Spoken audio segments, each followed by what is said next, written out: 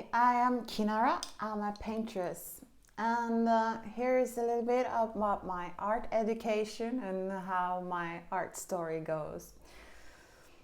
When I was about 9, 10 years old, I have a beautiful memory in India painting sitting on the marble floor outside, looking at nature. In front of me is a handmade paper which we are using watercolor, and this was the class of Mira Hashimoto in the ashram in Pune, and she was such a playful artist. We even danced in between the painting sessions. So this is the first time I have a art memory, and my childhood was very artistic. I had a stay-at-home parents, and they would always keep the art materials accessible, and they were themselves making drawings, paintings, textiles, music, and my sisters also did. So I was very much into theater in my pre-teens and some of my teenage years, but then I was falling more and more into the art. So when I was 16, I made my first portraits with oil of Jimi Hendrix. And then I started art school with a art school, and then I had some kind of vision in this art school when I was 16, 17, and it was of some still lifes, and like I could smell the oil paint, so I could feel I was going to that direction. And I started in art school in mid-Norway in Steinkjer, Tori Ramberg studio. And she had also gone in apprenticeship with someone in Florence. So we were drawing these charcoal drawings in size of the sculptures. And then we take a school trip to Florence, and I was amazed of this city, and I see a lot of works by Leonardo da Vinci, Raphael, Botticelli, Michelangelo. And I was so impressed, and I just wanted to go more and more into these old masters and the ways of the figurative language. So after that school, I was there 1 year. I was walking, and then I see this inside in the south of Norway, in Telemark. I was walking around in these abandoned houses, always interested me. So I was in one of them, and it was like in a lot of graffiti artists and stuff, and skating. And then I went downstairs, and I was so surprised. I see a huge canvas, oil canvas, and these painting tubes and the brushes and a little bit of mattress. So someone was been sleeping there. It looked kind of abandoned again. I was like, who would do this? Leave their painting and brushes and everything. And I went home and I told my father, and he said, "Oh, this must be Eivind Venheim," So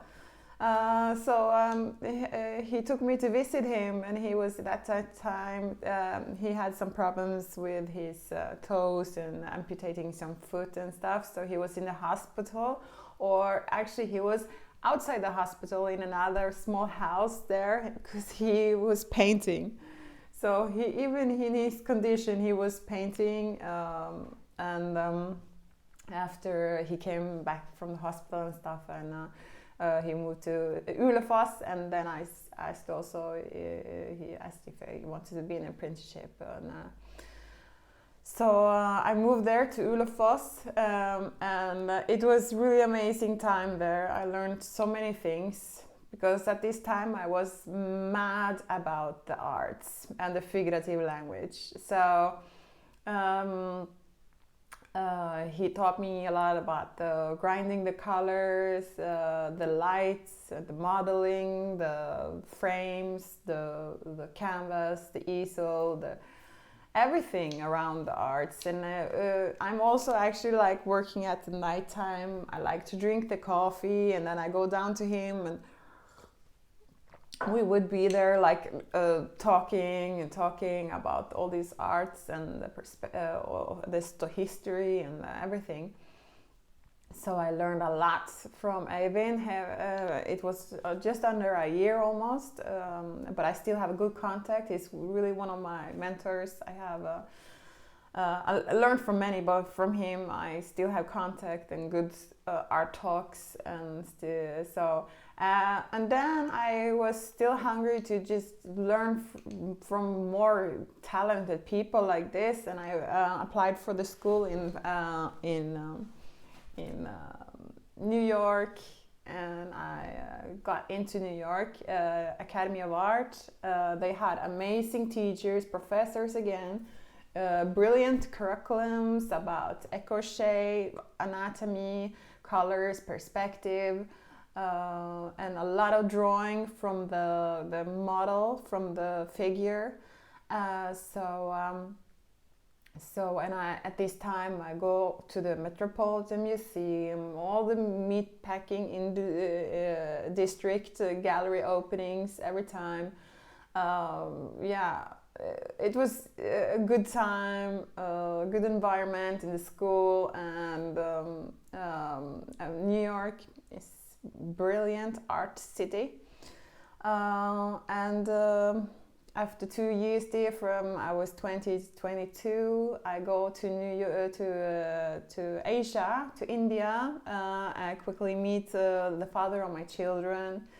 We planned the first child, and the second was a surprise. So even through my pregnancy and my birth and the children as toddlers and small, I was painting. And I always have been painting since I started with oil paints at 16. I always have a certain production of each year. It's been important for me to keep painting all the time because this is where my happiness lies, my passion. And so also when we were traveling, my partner died in 2014, and during this time we made art events. He was supporting great my art, and we were traveling to Cambodia, where I met the painters of the temple, the Angkor Wat temple, and I stretched my canvas up there. And we also was in Nepal, where I made a huge easel. Got a bamboo guy to make a huge easel. We met some Tanka painters.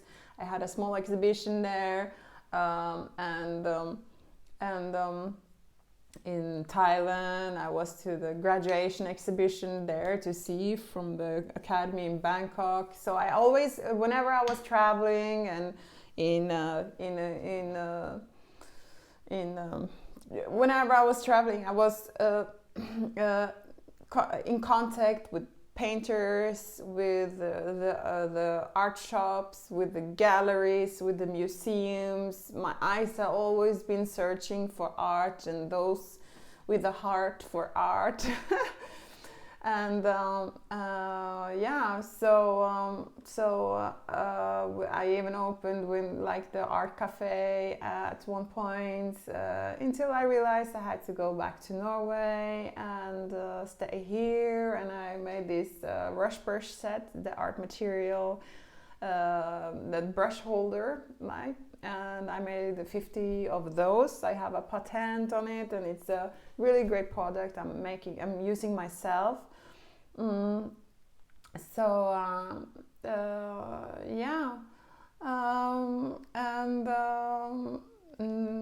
I'm painting on a 1x120 canvas. I'm working on an exhibition called Figradelic Natural, which is an amazing challenge, because I feel when I was in After the academy, I felt I had enough education and apprenticeship and all this. I feel my expression was quite good, but I needed experience, which I've been having all these years now, almost 20 years painting. I have a lot of experience. Even I am always interested in looking at other people's art. I feel myself like sometimes an art critic as well, because I'm analyzing what other people doing and enjoying their works, being inspired. And also feel like if I was a millionaire, I would have a beautiful collections of other artworks in my house. So I'm a great lover of art and appreciator of art, and also, so I sometimes say my DNA is like an art.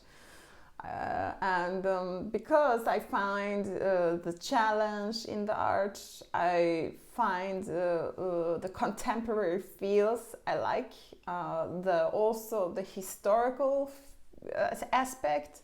There is the great challenge. You can always challenge yourself, then it's the visually aesthetic and beautiful, at the end, it's fun, it's cool. I love art. So, thank you for listening. That was a little bit about my art story and education. Thank you.